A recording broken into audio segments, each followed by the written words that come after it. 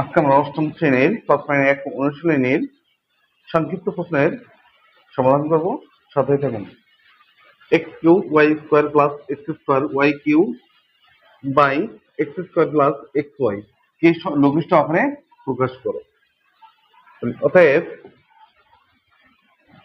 X Q Y square plus X square Y Q by X square plus X Y, আমরা অঙ্কটা পাঠিয়ে নিলাম আগে, তাই না?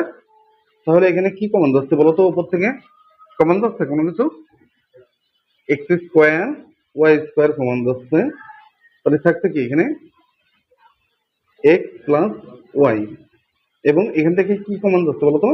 এক্স কমন যাচ্ছে, তাহলে এক্স প্লাস ওয়াই থাকছে, তাই না? এক্স প্লাস ওয়াই কেটে যাচ্ছে না? তাহলে এখানে কি থাকবে? এক্স স্কোয়ার, এখানে এখানে এখানে এই যে এক্স স্কোয়ার আছে না, আর এখানে এক্স আছে, তাই না? এই এক্স আর এক্স স্কোয়ার কেটে গেলে কি এখানে এক্স থাকে না? তাহলে এখানে থাকবে কি শুধু এক্স ওয়াই স্কোয়ার। এটা হচ্ছে উত্তর। বোঝা গেছে? ধন্যবাদ সবাই।